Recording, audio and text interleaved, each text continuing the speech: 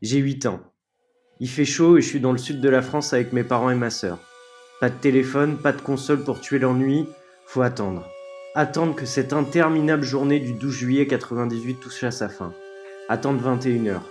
C'est pire que Noël et en même temps je réalise pas trop ce qui m'arrive. J'ai 8 ans et assez peu de souvenirs de foot avant ça.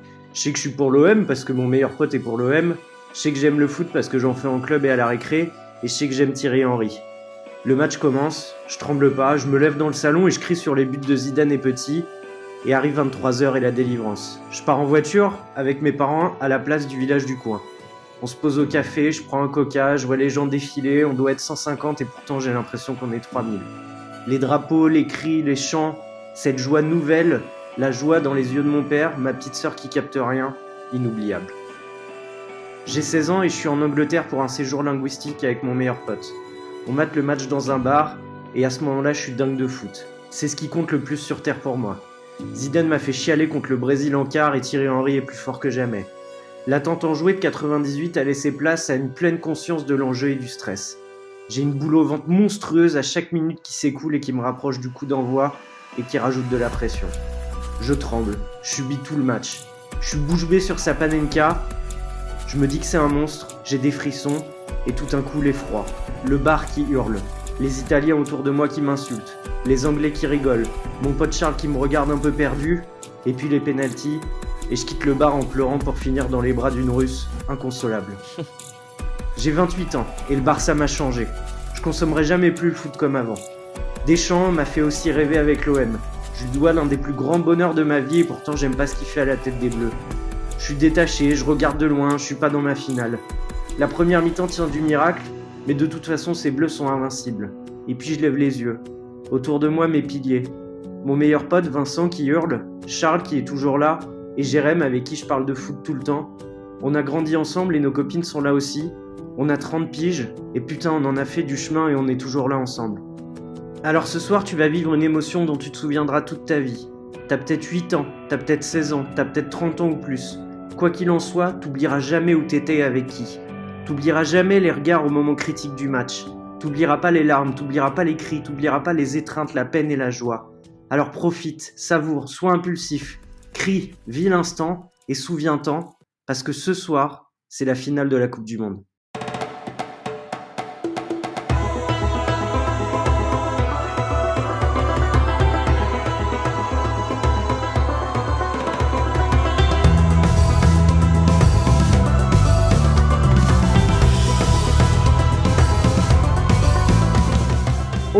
On y est, putain, ça y est. Un mois de vie commune, un mois à vivre à 8 à 10 même avec Thibaut Leplage, Jean-Baptiste Guégan et j'en oublie tous les intervenants qui ont participé à ce mois de rêve. On le disait en intro, ce soir c'est la finale de la Coupe du Monde France-Argentine. On est tous super excités après une compétition qui a mis un peu de temps à démarrer et on a beaucoup parlé du contexte, mais là on est là pour se faire plaisir. Et avec moi, j'ai Bilal qui va m'accompagner tout au long de l'émission et qui, j'en suis sûr, est chaud patate. Comment ça va, Bilal? Ça va super bien, effectivement, bien chaud pour cette finale. En plus, on a eu le droit à une petite intro de ta part où on en apprend des belles.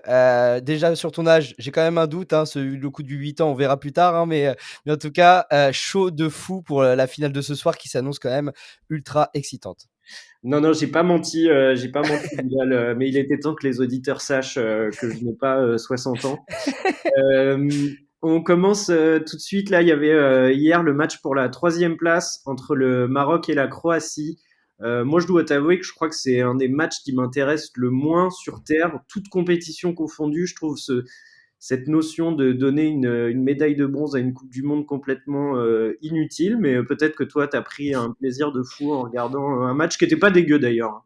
Ah bah, écoute, moi, pour te dire toute la vérité, j'ai écouté hier la chronique de Zach et du coup, je me suis dit: «Bah, en fait, pourquoi on le regarderait pas finalement, ce match?» Et du coup, la réalité, c'est que, je l'ai regardé d'un œil, c'était pas incroyable. Bon, j'ai l'impression que la Croatie, a fait ce qu'on attendait d'elle. Les Marocains peut-être un peu moins, performants et peut-être à la hauteur de cet événement-là, mais en tout cas, ouais, c'était pas un match dégueu, surtout en première mi-temps. Après, je me suis pas non plus régalé, j'ai pas vibré comme on risque de le faire tout à l'heure.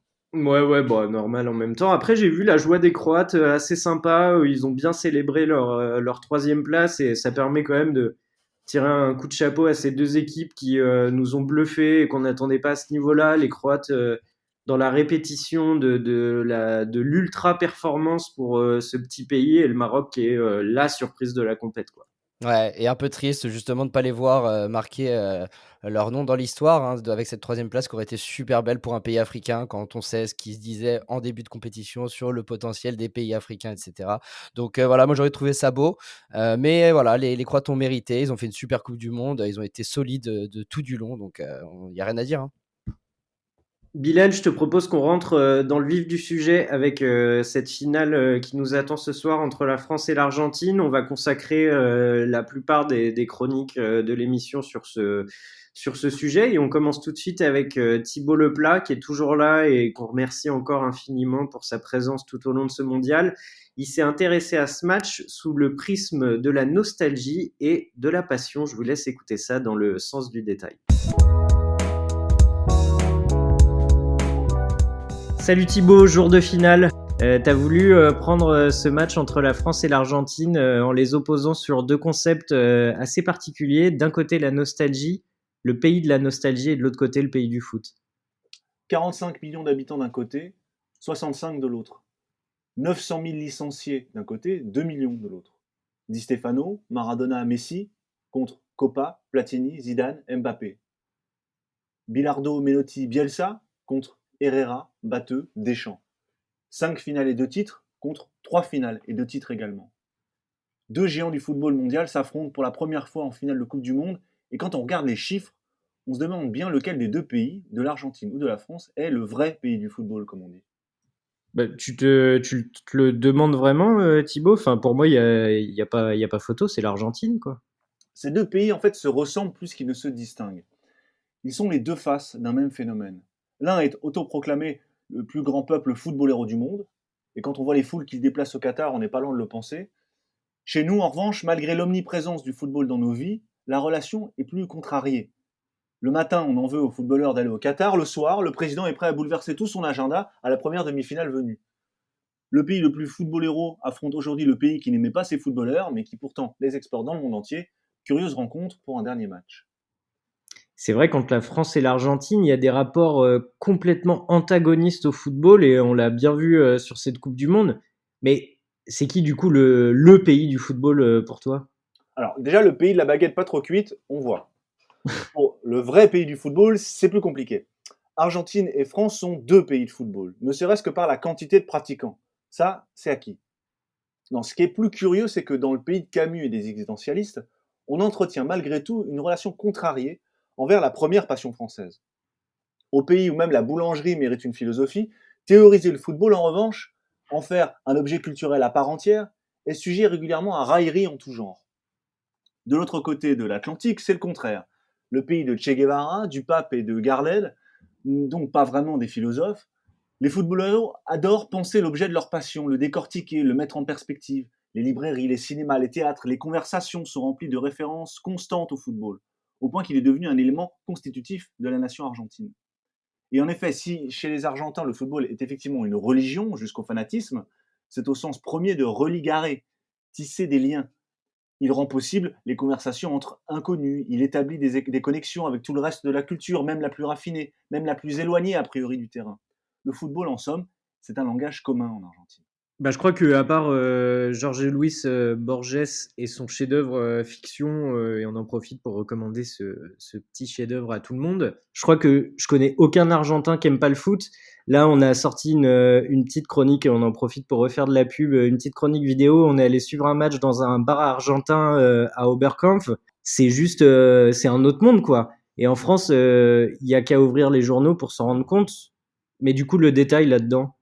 Le détail, ce sont les chants argentins qui tournent en boucle à chaque édition du mondial. Il y en a des dizaines. On va encore en entendre beaucoup aujourd'hui. Quelle est leur particularité, hormis le rythme évidemment? Ce sont les thèmes abordés. Habituellement, le chant de supporter est simple. Il invoque tout un tas de sentiments et appuie sur l'émotion qu'il veut solliciter pour mobiliser ses joueurs. Le supporter encourage au présent de l'indicatif, éventuellement aussi à l'impératif.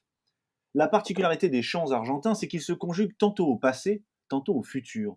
On se souvient de 86, on se souvient de Diego, on veut retrouver les anciens, on veut renouer avec la gloire. Si ces chants foutent irrémédiablement les poils quand on les entend, c'est qu'ils évoquent la tradition dont ils s'inspirent. Ce sont des chants religieux au sens propre. Ils relient avec l'au-delà. Apparaît alors un sentiment que l'on connaît bien chez nous, et ce sera peut-être le point commun entre le football argentin et notre littérature, c'est la nostalgie. Bah, tu vois, le point commun avec tout ça, Thibaut, c'est que tu as réussi à me foutre les poils avec ta chronique et pour ça, je te remercie. De rien, non, je suis presque là pour ça.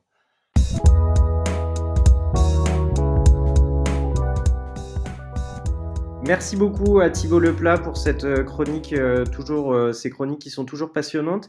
Et d'ailleurs, je vous conseille, on le repartagera sur nos réseaux, mais d'aller jeter un coup d'œil au théâtre, au chœur de théâtre des enfants de Buenos Aires, qui ont réinterprété le chant Muchachos, qui est assez incroyable et qui est chanté par les Argentins au Qatar. C'est chanté par des gosses qui ont entre 6 et 13 ans, 14 ans, avec et c'est juste magnifique, sans instrument, juste a cappella. Et je vous conseille vivement d'aller voir ça. Et on continue donc sur ce France-Argentine avec toi, Bilal. T'as voulu revenir un peu dans le passé et nous rappeler des souvenirs assez agréables, je crois. Alors, agréable pour la France, je ne sais pas, mais en tout cas, effectivement, j'ai décidé de revenir sur les précédents France-Argentine qui ont pu avoir lieu en Coupe du Monde. Alors, au global, ce sera notre 13e affrontement avec l'Argentine, mais aux Coupes du Monde, ils sont au nombre de 3. Le dernier en date, je crois qu'on s'en rappelle tous plutôt bien, donc j'ai plutôt décidé de m'intéresser aux 2 précédents. Et le premier a eu lieu tout simplement lors de la première Coupe du Monde organisée en 1930 en Uruguay.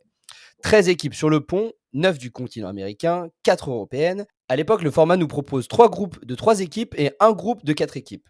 Seul le premier de chaque poule est qualifié pour la demi-finale et la France se retrouve dans cette fameuse poule de 4 équipes en compagnie du Mexique, du Chili et donc de l'Argentine.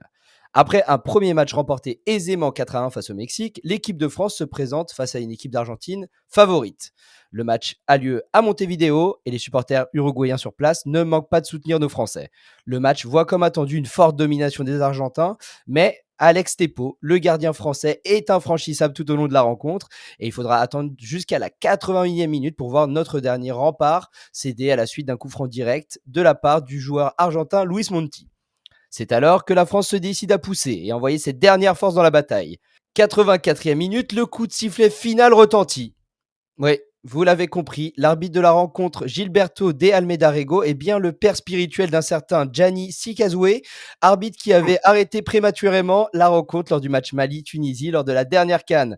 Les Français ne comprennent pas ce qu'il se passe et les supporters uruguayens encore moins. Ils finissent même par envahir le terrain et les joueurs des 2 équipes retournent au vestiaire. La police évacuera la pelouse et permettra au match de reprendre pour les 6 minutes restantes. Mais cela ne suffira pas pour nos Français, qui s'inclineront donc par la plus petite des marges. L'Argentine finira par aller en finale, mais perdra face aux locaux uruguayens qui remportent donc la première Coupe du Monde de l'histoire. Le deuxième affrontement entre Français et Argentins en Coupe du Monde verra cette fois les Argentins être les locaux. Un mondial 1978 qui a lieu dans un contexte particulier. En effet, 2 ans plus tôt, un coup d'État a été mené par le général Jorge Videla et depuis, celui-ci tient le pays notamment par la peur et la corruption. Et d'ailleurs, déjà à l'époque, l'idée d'un boycott était largement évoquée dans l'opinion publique. Nos Français participent à cette Coupe du Monde, c'est la première de Michel Platini et surtout la première Coupe du Monde à laquelle nous participons depuis 12 ans. Et ça commence plutôt mal, avec une défaite face à l'Italie lors du premier match de poule. Nous voilà déjà au bord de l'élimination avant d'affronter l'Argentine de Mario Kempes. L'affrontement a lieu à Buenos Aires face à 72 000 personnes acquis à la cause des Argentins. Et le moins que l'on puisse dire, c'est que nos Français sortiront un match de haute volée. Ils tiennent la dragée haute à l'organisateur de la compétition, mais ce sont pourtant les Argentins qui ouvriront le score par le biais de Passarella à la suite d'un pénalty litigieux juste avant la mi-temps. À la 60e minute, c'est au tour de Michel Platini de redonner espoir aux Bleus. La France pousse, mais c'est bien un missile de la part de Luque qui donnera la victoire aux Argentins et éliminera par la même occasion la France de la Coupe du Monde. Malgré un grand sentiment de frustration, cette défaite est considérée par beaucoup comme l'acte fondateur de la renaissance du foot français. Une équipe qui n'a pas peur, qui veut jouer au football de façon offensive en regardant n'importe quelle équipe dans le blanc des yeux. Et cette philosophie amènera la bande d'Hidalgo quelques années plus tard, on le sait, à notre premier titre continental. Les Argentins, quant à eux, iront au bout de cette Coupe du Monde à la maison, malgré certains soupçons et notamment un Argentine-Pérou décisif lors de la deuxième phase de poule.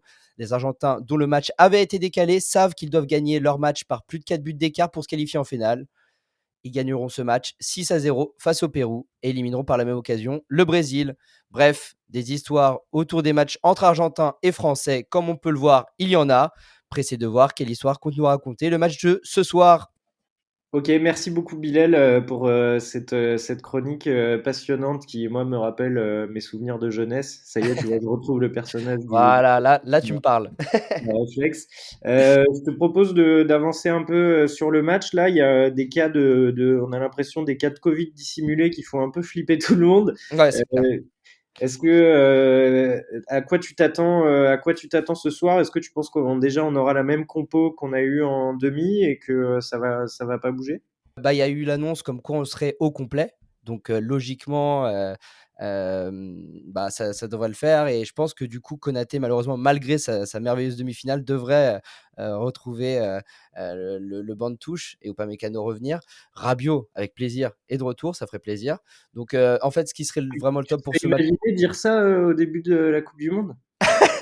Alors pas du tout, effectivement. Moi, surtout que je suis pas du tout un défenseur d'Adrien Rabiot, comme tu l'imagines bien. Mais effectivement, mais quel mondial il nous fait. Donc, il y a rien à dire par rapport à ses prestations et surtout que, là, moi, j'avais très peur de son absence, face au Maroc et on l'a senti quand même son absence et là, face à l'Argentine, ça va être vraiment important de voir ce qu'il peut apporter balle au pied pour essayer de casser les lignes un petit peu, et justement nous permettre d'être peut-être un peu plus présents, offensivement et de pas être que dans le contre, comme on a pu le faire sur les 2 derniers matchs. Tu vois un match qui s'éternise ou une des deux équipes prendre le dessus rapidement? Enfin, en gros, Heu est-ce que tu vois un scénario un peu comme le scénario qu'on n'a pas eu du tout entre l'Argentine et la Croatie, où tout le monde attendait un peu des prolongations avec deux blocs bas qui refusent un peu le ballon, ou comment tu vois le... Je pense qu'on a un Didier Deschamps qui qui a l'habitude, de ce genre d'affrontement et qui, va trouver justement cette parade, qui va parfaitement déranger l'adversaire et j'imagine que ça va être par laisser la balle et laisser justement, le bloc adverse, bien avancé pour pouvoir les contrer, comme il faut, hein. J'ai l'impression que c'est notre recette face aux gros et c'est notre recette dans les moments décisifs donc je pense pas que ça changera. Après, peut-être un peu plus de panache, peut-être un peu plus de possession, à voir mais moi, j'avoue que, en compétition, voilà, en coupe du monde, ça me dérange pas trop d'avoir eu ce style de jeu-là parce que, voilà, à la fin, il y a quand même une gagne, il y a quand même, des beaux moments et il y a pas que de la défense, non plus.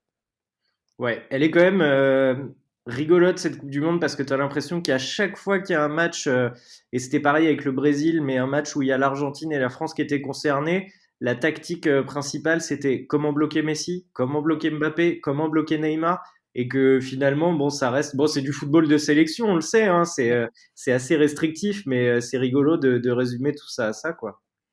C'est clair et bah, mais je pense quand même que ce sera une fois de plus ce soir exactement le plan des 2 coachs, hein. Ça va être un plan anti-Messi, un plan anti-Mbappé, et après ce sera au reste du groupe de faire la différence. On a vu que l'Argentine, même quand Messi avait fait un mauvais match, était capable de le porter, à un moment opportun, pareil quand, pardon Ronaldo, quand, Mbappé, lui était, complètement, bah, pris dans la tenaille, anglaise, bah, c'est les autres qui ont pu, faire la différence et encore, au final, enfin, même si tu fais des plantilles, ces joueurs-là, enfin, tu peux pas les garder réellement. Donc, on voit bien que ça suffira pas. Et c'est ça qui va être beau. C'est ça qui va être beau, cet affrontement avec deux stars et deux effectifs avec des beaux noms de partout. Bon, tu me donnes ton prono pour ce soir? 3-1, équipe de France, but d'Mbappé assez rapidement dans le match, qui lance sa finale de Coupe du Monde de façon merveilleuse. Messi qui a égalise juste avant la mi-temps sur penalty et la France qui prend le large en deuxième mi-temps avec, je ne dis pas les buteurs après, mais voilà, 3-1, un beau score. Malheureusement, le rêve de Messi, je l'espère, n'arrivera pas. Je sais que tu ne seras pas forcément d'accord avec moi. Ah, moi, en fait, je suis vachement partagé. Je sais que ça va faire enrager plein de gens, mais j'ai pas envie de voir Messi pleurer. Vraiment. Je te jure, j'ai pas envie de le voir à 37 ans quitter le Mm, terrain, la tête baissée en larmes. mm. Vraiment, ça briserait mon vieux cœur. Je comprends. Mais est-ce que ça t'a fait la même chose quand tu as vu Cristiano sortir, Euh, face au Maroc? Est-ce que ça t'a fait le même En vrai, sentiment? le plan isolé où on le suit depuis Ouais, la surface de réparation marocaine jusqu'à mmh, l'entrée du vestiaire, je le trouve terrible. C'est ouais. vraiment, je pense que même un cinéaste renommé arriverait pas à guider son acteur. Je dis pas qu'il joue du tout. Je dis Mmh mh. juste que l'émotion qui transparaît, elle est monstrueuse et ça m'a beaucoup touché. Si Messi pleure, c'est encore le step au-dessus pour moi. Je Du comprends, je coup, comprends. voilà. Non, je comprends que tu veuilles pas le vivre, mais en plus, on a vu que, on avait Gignac, par exemple, qui avait déclaré alors que, bah, il a été sélectionné, français et qu'il a joué une finale d'Euro avec, nous, il est français, mais qu'il préférait que Messi la gagne. On a Trezeguet qui a aussi déclaré que lui, il voulait que ce soit, ouais, l'Argentine qui l'emporte. C'est quand même un peu particulier, donc j'ai l'impression que le monde du foot est divisé malgré les nationalités. Ouais, c'est le côté marquer l'histoire. Mais t'as raison, parce que dans l'autre sens, tu vois, si Mbappé avait 35 ans, qu'il avait jamais gagné la Coupe du Monde et que c'était son dernier match, je pense que les Argentins, on n'aurait rien à carrer. Voilà, Mbappé marque l'histoire et eux, ils c'est seraient clair. juste. Après, je pense que la réalité, c'est aussi que la majorité des Français n'en ont rien à carrer que Messi, quitte sa Et carrière. bon, Voilà, on a ce petit truc de c'est beau pour l'histoire, mais la réalité, c'est que toute la France sera derrière ses bleus ce soir, je pense. c'est vrai, t'as bien raison de le dire. Merci beaucoup, Bilal, et bon match. On fait ça ensemble. On fait ça ensemble. Évidemment, évidemment, évidemment. Bon match à tous.